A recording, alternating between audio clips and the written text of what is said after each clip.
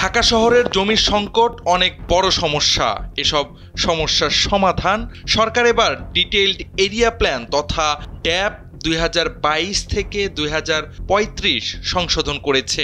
এতে ঢাকাকে আগের 275টি জনঘনত্ব ব্লকের পরিবর্তে ভাগ করা হয়েছে মাত্র 68টি ব্লকে। একই সঙ্গে গাজীপুরের অংশ বাদ দিয়ে রাজধানীকে মোট 1094 বর্গ কিলোমিটার এলাকায় সীমাবদ্ধ করা হয়েছে। এই পরিকল্পনার মূল লক্ষ্য হচ্ছে ঢাকায় সবার জন্য বাসস্থান নিশ্চিত করা।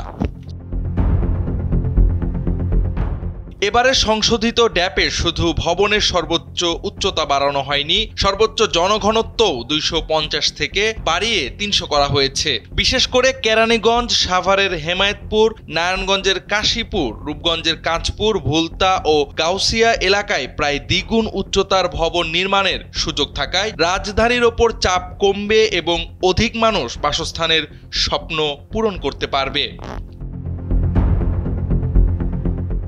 রাজুক ও সংশ্লিষ্ট মন্ত্রণালয়ের সূত্রে জানা গেছে, ড্যাব সংশোধনের মাধ্যমে ভবনের উচ্চতা বৃদ্ধির পাশাপাশি বন্যা প্রবাহ অঞ্চল ঘোষণা, খেলার মাঠ ও পার্কের জন্য অন্তত 50% এলাকা সংরক্ষণের মতো পরিবেশ বান্ধব নীতিও নেওয়া হয়েছে।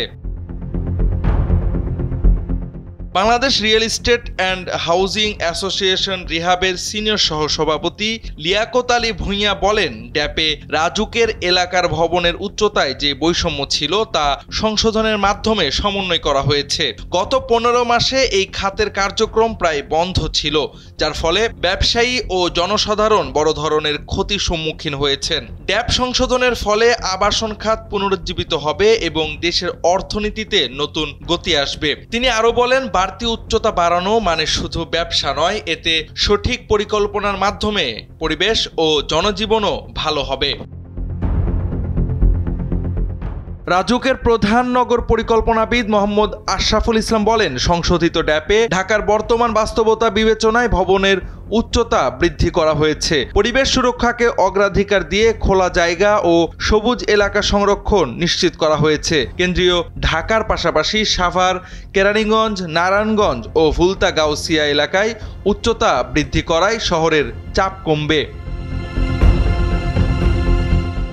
নতুন ঢাকা মহানগর ইমারত বিধিমালা 2025-এ ভবন নির্মাণের পর অকুপ্যান্সি সার্টিফিকেট কার্যকর করা হয়েছে আজীবনের জন্য। পরিবেশ সুরক্ষায় ইতিবাচক ভূমিকা রাখতে 5 কাঠার প্লটে বাধ্যতামূলক করা হয়েছে সুয়েজ ট্রিটমেন্ট প্ল্যান্ট। যদিও আবেদনের নিষ্পত্তির সময় 45 দিন থেকে 180 দিনে উন্নীত হওয়ায় কিছু ঝামেলা বাড়বে, তবে এটি কার্যক্রমের মান উন্নয়নে সহায়ক হবে বলে আশা করছেন সংশ্লিষ্টরা। সর্বোপরি এই পরিকল্পনা ঢাকার জন্য একটি বড় সুযোগ। এটি সবার জন্য আধুনিক, নিরাপদ ও পরিবেশ বান্ধব বাসস্থানের দিকে গুরুত্বপূর্ণ পদক্ষেপ।